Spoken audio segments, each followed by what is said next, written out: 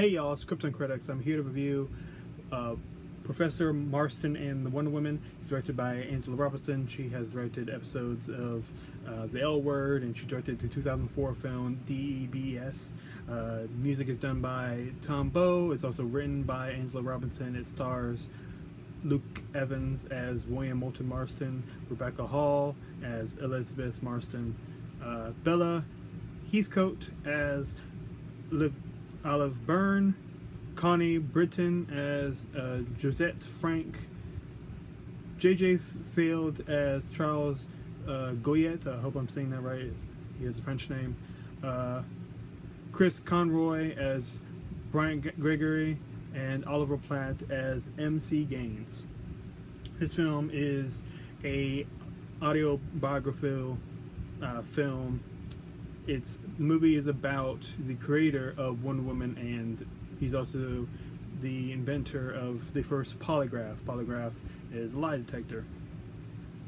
The movie starts off with, comic book burnings of Wonder Woman comics, and we start delving into the different controversies drummed up by his creation, things that he wrote and drew about back in the day, back in the 40s. He had been married to Elizabeth Marston for quite some time. He had a PhD, I believe, from Harvard, and his wife was trying to get a PhD, but because of the sexism at the time, they wouldn't give her to her. But she, the movie goes out of his way to prove that, she absolutely deserved it, and she knew her shit just as any man could. Marston takes on a student at the school he teaches at named Olive, and very quick, he takes a gain at her, and he just is infatuated by her purity and how nice she is, and eventually all three of them end up in a relationship together. It's not like a side chick or that type of situation, because the relationship is equal, like an equilateral triangle. Like, his wife loves Olive, he loves Olive, and he loves his wife. It's all connected there, and it's interesting to see that, because even today, a lot of people are like iffy about that. They don't see it as like legitimate type of relationship. A lot of people see that, well, some people say it only has to be a man and a woman, that's it. There's been a lot more progressive change where, in the past few years, where like, well, a man and man can be together, woman to be together. The gender has less of importance in hate than it used to. We're not completely there yet. I don't know if we ever will be, but time will tell. Because there's always going to be some ignorant fuck, when it comes to that situation. Like, oh God, he's right. It's like, Jesus, fuck up. Anyway, but the multiple couple all together is something that even today we're still iffy on, and they especially were back in the 30s and so on. So everybody in this film puts in a really good performance. There's some actors that we don't see that much, like Oliver Platt, Chris Conroy, and Connie Britton. We don't see them a lot, but they do put in decent performances from what they're given. Most of them have like less than 10 minutes all together in screen time. But Luke Evans, holy shit! I don't think I've seen a lot of his movies at all, but he really shines in this. He is really likable, and you can feel a lot of his pain, and you love how cocky he is sometimes. But Also like Olive Byrne. These are all real people. And if you're worried about me spoiling this movie, I mean, it really happened. Of course, with all biopics, you gotta think that there's a few scenes that probably did not happen exactly as was, but a real good biopic that can present things well. And I did do some small digging, and it seems the whole pretty much everything is true. So I do like that. One of my favorite biopics, and sometimes you forget just when you're focused that's that actor. You think of him as that character. That's when you have a really good performance. That's when you know that it has reached a certain bar of excellence. Like one of my favorites is Ray, and Jamie Foxx played Ray Charles, and there are certain moments where you forget that's Jamie Foxx. That's how infatuated he became, and how much he filled the shoes of this particular personality. Now, the difference here is that a lot of people don't have a lot of set mind, visual. Like Ray Charles was, recorded a lot. William Moulton Marston wasn't as recorded, and he's not as much of the mind, so you can play. It gives you more leeway of how you can portray them. You just gotta remember, like, you gotta make it real. You gotta make it real, but believable, entertaining, and all those other things. That's the only thing you have to worry about. It's much like adapting a fictional character. A lot of people will get irked if it doesn't feel like the character that they remember seeing on television or reading about. A lot of times they want just that. But even if that is considered, and I knew, if I had known this guy personally, which I will be significantly older than I am if I actually knew him, because he died back in 1947 from skin cancer. But even if I did, and I was an old man, I think I would really enjoy how they portrayed him. I don't think this is like a betrayal of his type. This movie, the major themes are about going against social norms, but not like just to be contrary. It's because you really feel something, you really want to be together, and also bisexuality from the two female characters. It was something that a lot of people didn't want to talk about. They considered lesbianism to be a mental disease. It also brings up concepts of creativity and, of course, bondage. Now, if you are disgusted by bondage, don't watch this movie. I mean, it's not, like, I wouldn't say necessarily gratuitous, but there is scenes where they do talk a lot about it, and a lot of times they'll just dip their toe. There's a really actually well shot and really good music. I think they put Nina Simone to the three characters first coming together and banging and all that. And not just because it's sexy or whatever, but it's actually well executed. And just because you have attractive people in a scene where there's sex doesn't mean that it's actually done well. And I think this is done really well. And you ever wonder why, wonder, how many times am I gonna say wonder in this review? Have you ever wondered why Wonder Woman has bracelets on her wrist, and why she has a lasso of truth? He came up alongside with his wife with the polygraph, which detects lies, and it goes around your diaphragm. Wonder Woman carries a lasso that makes you tell the truth, and she frequently puts it around your diaphragm. rope is also a symbol of things that is used in bondage a lot. Back in his day, that was considered the evil perversion, and it was illegal, and that's very interesting to think about. The guy he comes to learn more about bondage and learn more about himself is Charles Gouillet. And he, even though he is not on the screen that much, he is fun to watch. He's kind of like very posh and almost like perverse, regal. I don't know if that's a real like kind of terminology or turn of phrase there.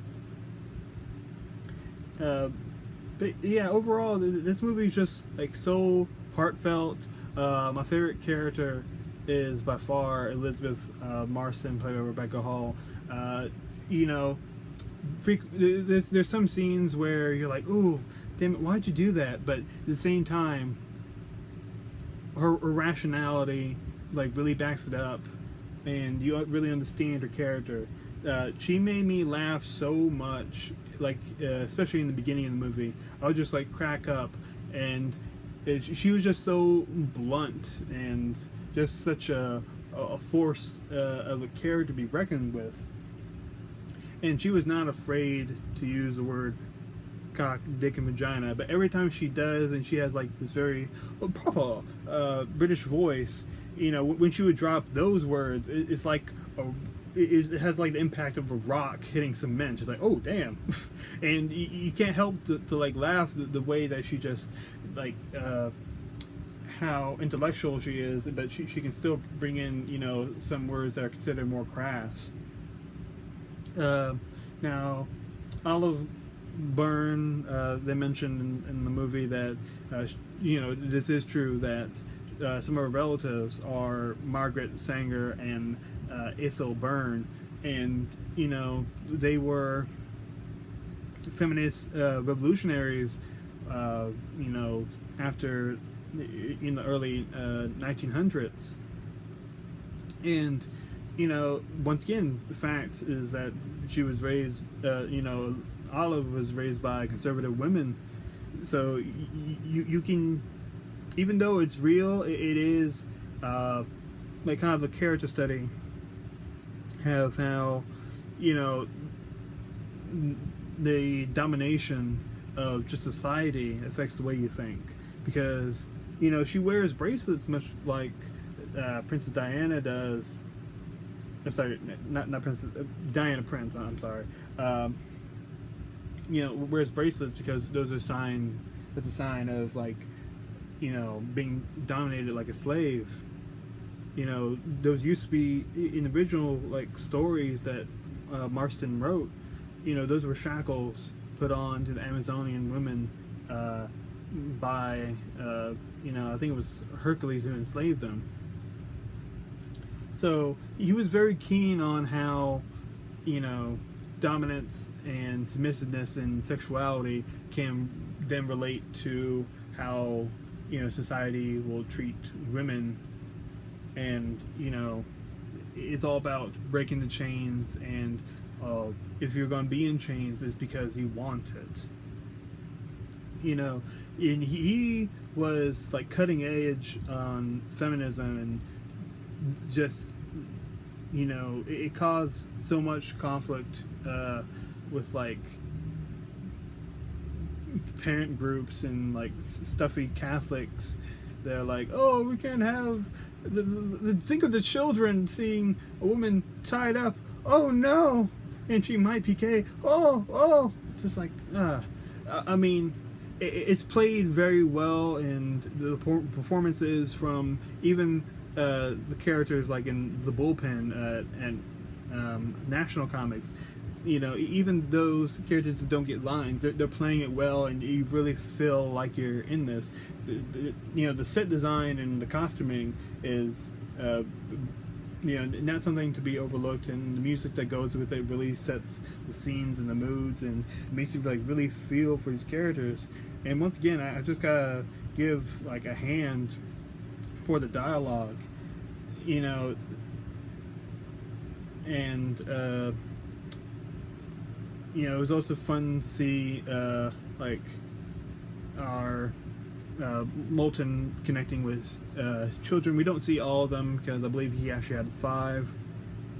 Sometimes I'm thinking like, hey, are they with a babysitter? Because they'll go off and do something. But you know, I'm sure you know that happens to all kinds of movies. So I can't say that's a bad thing or anything. I can't get that out of my head. It's like when the parents are doing something, what's going on with the kids? You know, when they start getting older, you know, oh, they're in school. That makes sense.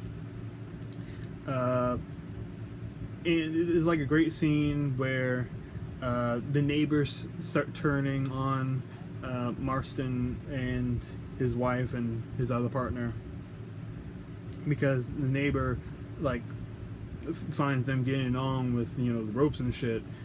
And it was all part of like a really entertaining montage of just seeing old comic images of Wonder Woman being tied up in different scenes, and they're getting on, and you get the narration and music. And some people, I can understand, some people will say that's goofy, or other scenes where the characters are connecting are a bit sappy, but I loved it.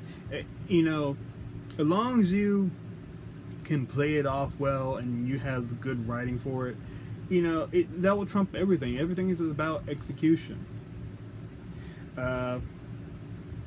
And I just love seeing the arc, you know, once, you know, William Moulton starts, you know, dying from cancer, and his wife starts to learn to, like, give up on some of her grudges because she had, like, kicked out Olive out of the home, and they had, like, the split relationship, and, you know, set up custody for the kids.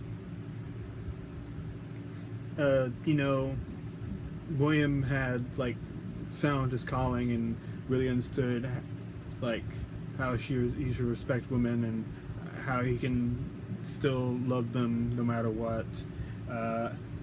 Olive, you know, she changes because, you know, one, she start going against social norms because to find out what she wants, and she learned how to start sticking up for herself because, you know, she started off, you know, not necessarily in a sexual way, but she was a, you know, conscious submissive. She didn't want to, like, test any boundaries. She was firmly against it. She was like the little girl that just did what she was told.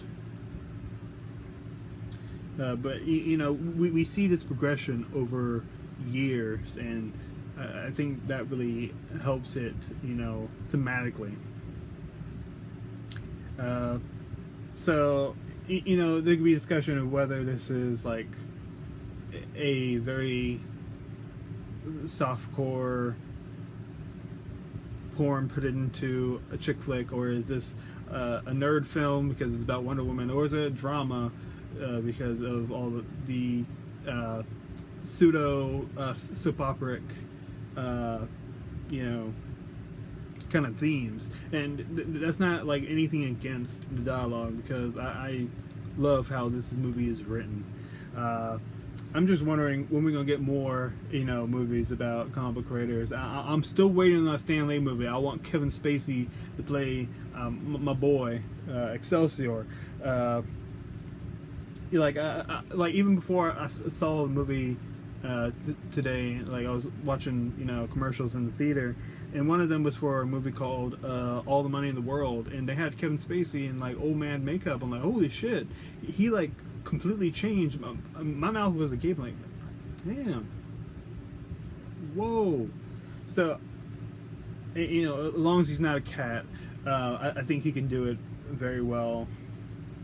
And I even looked at some old pictures of, you know, Stan from the 60s, and I'm like, whoa, same hairline, same forehead, same nose. I'm like, he'll be perfect. He looks so much like him, like he did back in the day.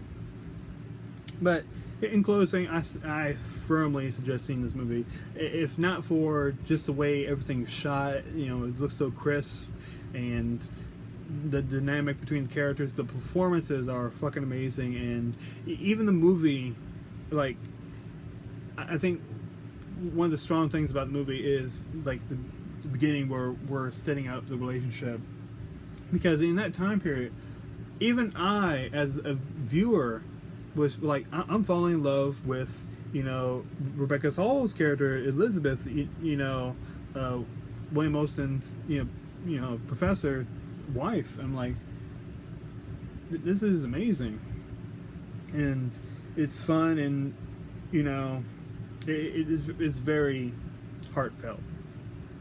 So I don't feel ashamed, and I don't feel like a little bitch after watching this movie. And I will give this movie an A. Yeah, go see it, go support it, because the theater I went to, I was one of 5 people that were in the theater. So, spoiler, Krypton critics, I love you.